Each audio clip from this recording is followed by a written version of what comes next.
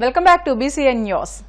విజయవాడ స్మృతి వనంలోని doctor BR Ambedkar విగ్రహం వద్ద మాజీ సీఎం జగన్మోహన్ రెడ్డి పేరుతో ఉన్న శిలాఫలకాన్ని ధ్వంసం చేసిన వారిపై చట్టపరమైన చర్యలు తీసుకోవాలని కాకినాడ జిల్లా కరప మండలం అంబేద్కర్ యువజన సేవా సంఘ నాయకులు వైసీపీ మండల అధ్యక్షులు చిత్తా ఈశ్వరరావు డిమాండ్ చేశారు. మండల కేంద్రం కరపలో డాక్టర్ బిఆర్ అంబేద్కర్ విగ్రహం వద్ద వైసీపీ పిలుపు మేరకు చింతా ఈశ్వరరావు ఆధ్వర్యంలో అంబేద్కర్ యువజన సంఘం నాయకులతో కలిసి నిరసన తెలిపారు. ఈ కార్యక్రమంలో మాజీ ఎంపీటీసీ పెంకే సత్యబాబు, మాజీ సర్పంచ్ మారెళ్ల వెంకటరమణ, వింత సురేష్, వజ్రపు కామేశ్వరరావు, సిద్దు, రాంబాబు, రవిచంద్ర, ఏడుకొండలు పాల్గొన్నారు. నడిబొడ్డులో డాక్టర్ బిఆర్ అంబేద్కర్ యొక్క 125 అడుగుల శిలా విగ్రహాన్ని ఏర్పాటు చేసిన మాజీ ముఖ్యమంత్రి శ్రీ వైఎస్ జగన్మోహన్ రెడ్డి గారి స్మృతి, అక్కడ అంబేద్కర్ యొక్క స్మృతి వనంలో ఈరోజు ధ్వంసం చేయటం మొదలుపెట్టారు ఈ ప్రభుత్వం వారు.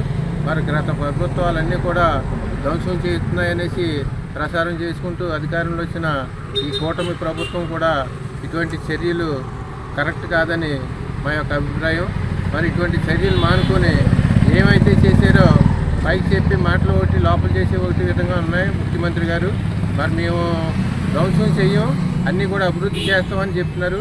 మరి ఈరోజు ఆయన కట్టించిన స్మృతి వనంలో యొక్క శిలాఫలకాలు కానీ వేరే కానీ ధ్వంసం చేయించుతూ వెనకాల నుండి చేయటం అది సబబు కాదని, ఈ సమాజానికి మంచి విధానం కాదని తెలియపరుచుకుంటూ మరి ఇటువంటి చర్యలు మానుకొని ఇప్పుడు ఎవరైతే చేశారో వాళ్ళందరినీ కూడా శిక్షించి, ధ్వంసం చేసే వాళ్ళని శిక్షించి ఈ యొక్క అందరినీ కూడా మన రాష్ట్ర ప్రజలకి మంచి సంకేతం ఇవ్వాల్సిందిగా కోరుతూ మరి కరపమండలంలో మన దళిత సోదరులు అలాగే మన పార్టీ నాయకులు అందరితో కలిపి మా యొక్క నిరసన కార్యక్రమం చేపట్టాము.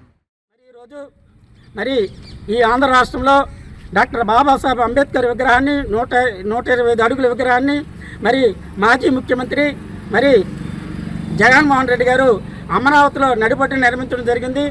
అయితే కొంతమంది మూర్ఖులు మరి ఈ జగన్మోహన్ రెడ్డి గారు పేరు ఉండకూడదని ఉద్దేశంతో ఆ శిలా ఫలకాన్ని ధ్వంసం చేయడం జరిగింది. దీని మీద ఈ రాష్ట్రంలో ఉన్నటువంటి దళితులందరూ కూడా ముక్తకంఠంతో మేము వారిని నిరసన తెలియజేస్తున్నాము. మరి అంబేద్కర్ ఆయన మరి ప్రపంచ మేధావి, ఆయన భారత జాతీయ సాంఘిక ఉద్యమ చరిత్రలో మరి ఆయన మంచి విశిష్టమైన స్థానం పొందిన కరుణాజ్యోతి. ఆయన చేసిన అద్భుతమైన కృషి ఫలితంగానే ఈనాడు హరిజన జాతి అభివృద్ధి చెందడానికి కారణం మనం గర్వంగా చెప్పాలి. అంబేద్కర్ ఒక దళితులకే కాదు, సాంఘికంగాను ఆర్థికంగాను అసమర్థులైన అన్ని జాతుల మీద కూడా అభిమానం ఉన్న వ్యక్తి. మరి అటువంటి అంబేద్కర్ యొక్క మరి శిలాఫలకాన్ని ధ్వంసం చేయడం అనేది చాలా విచారతగ్గవలసిన విషయము. మరి దీని మీద మరి ప్రస్తుత ముఖ్యమంత్రి గారు దాని మీద కమిటీ వేసి విచారణ జరిపి ఎవరైతే దోషులు ఉన్నారో వాళ్ళందరినీ కూడా శిక్షించాలని తెలియజేస్తూ మరి ఈ కరపమండలం తరపున మా దళిత సంఘాలు మా అందరి తరపున మేము చిన్న నిరసన తెలియజేస్తున్నాము. దివ్యాంగులకు ప్రభుత్వం కల్పిస్తున్న సదుపాయాలను సద్వినియోగం చేసుకోవాలని పెద్దాపురం ఎమ్మెల్యే నిమ్మకాయల చినరాజప్ప కోరారు. కాకినాడ జిల్లా పెద్దాపురం అంబేద్కర్ భవనంలో దివ్యాంగుల కోసం ఏర్పాటు చేసిన పరికరాల గుర్తింపు శిబిరాన్ని నిర్వహించారు. నియోజకవర్గ స్థాయిలో నిర్వహించిన ఈ శిబిరాన్ని ఎమ్మెల్యే నిమ్మకాయల చినరాజప్ప, మాజీ మున్సిపల్ చైర్మన్ రాజా సూరిబాబురాజు, జనసేన పార్టీ జిల్లా అధ్యక్షుడు తుమ్మల రామస్వామి తదితరులు సందర్శించి విభిన్న ప్రతిభావంతులను ఉద్దేశించి ప్రసంగించారు. కూటమి ప్రభుత్వం విభిన్న ప్రతిభావంతుల సంక్షేమానికి కట్టుబడి ఉందని ఎమ్మెల్యే నిమ్మకాయల చినరాజప్ప పేర్కొన్నారు. ఈ కార్యక్రమంలో టీడీపీ నాయకులు, కార్యకర్తలు, వివిధ శాఖల అధికారులు పాల్గొన్నారు. కార్యక్రమం తీసుకోవడం జరిగింది. అందరూ కూడా పెద్ద ఎత్తున వచ్చేది కనుక మరి లైన్ లో ఉండి అందరూ కూడా ఎవరు మిస్ అవ్వకుండా మీ ఉద్దేశాలన్నీ కూడా చెప్పండి. ఎందుకంటే సమాజంలో మీరందరూ కూడా తెలంగాణలో ఉండడం చాలా బాధగా.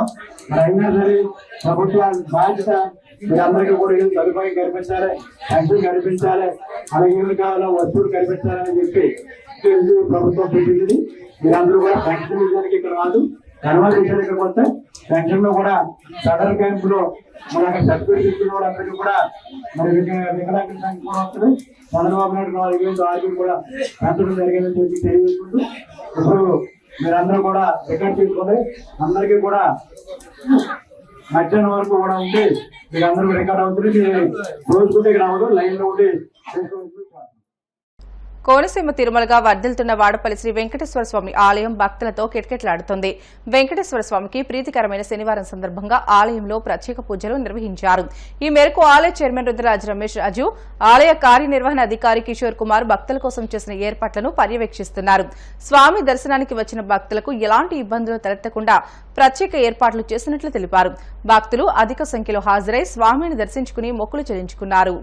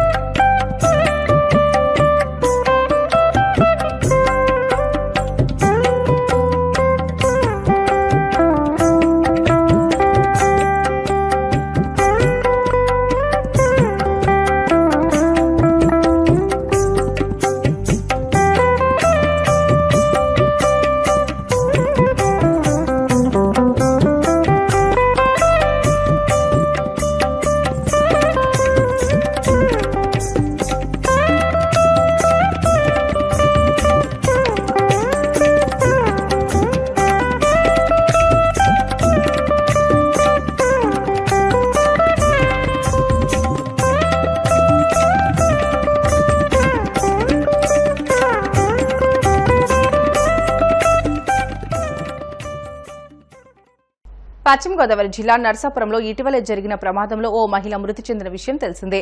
అందరూ చూస్తుండగా క్షణాల్లో ఘోరం జరిగిపోయింది. ఓ స్కార్పియో బైక్ ను బలంగా ఢీకొట్టింది.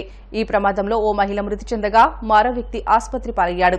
ఈ ప్రమాదానికి సంబంధించిన విజువల్ సీసీటీవీ ఫుటేజ్ బయటకు వచ్చింది. నర్సాపురంలో మితిమీరిన వేగంతో దూసుకువచ్చిన ఓ స్కార్పియో బైక్ ను బలంగా ఢీకొట్టింది. ఈ ఘటనలో బైక్ మీద ఉన్న మహిళ అక్కడికక్కడే ప్రాణాలు కోల్పోగా బైక్ నడుపుతున్న వ్యక్తి తీవ్ర గాయాలతో ఆసుపత్రి పాలయ్యాడు. రోడ్డు పక్కన పార్కు చేసి ఉన్న బైకులను స్కార్పియో ఏ విధంగా ధ్వంసం చేసిందో ఈ ఫుటేజ్ లో స్పష్టంగా కనిపిస్తోంది. బ్రెజిల్లోని విన్హెడోలో 62 మందితో ప్రయాణిస్తున్న విమానం కూలిపోయింది. బ్రెజిలియన్ ప్రాంతీయ విమానయాన సంస్థ ఓయిపా సావో పాలో రాష్ట్రంలోని విన్హెడో ప్రాంతంలో ఫ్లైట్ 2283 PS VPB ప్రమాదానికి గురైంది. విమానం కాస్కవెల్ నుంచి గ్యారులోస్ విమానాశ్రయానికి వెళ్లే మార్గంలో నేలపై కుప్పకూలింది. ఈ ప్రమాదంలో 58 మంది ప్రయాణికులతో పాటు 4 సిబ్బంది ఉన్నారు. వీరంతా మరణించినట్లుగా తెలుస్తుంది. విమానం ఆకాశం నుంచి నేలపైకి పడిపోతున్న దృశ్యాలను కెమెరాల్లో బంధించడంతో ఆ వీడియో ఇప్పుడు సోషల్ మీడియాలో చక్కర్లు కొడుతుంది. విమానం చెట్ల సమూహంలోకి పడిపోతున్నట్లు కనిపించింది. దాని తర్వాత పెద్ద ఎత్తున నల్లటి పొగలు కనిపించాయి.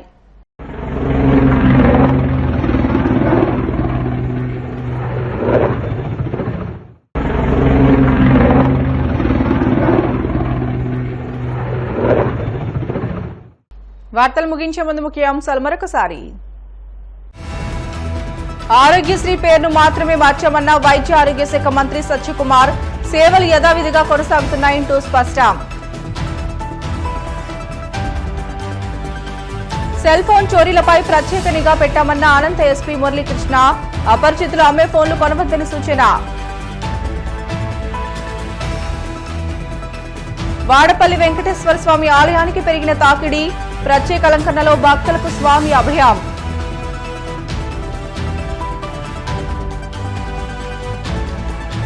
బ్రెజిల్లో ప్రమాదవశాత్తు కూలిన విమానం.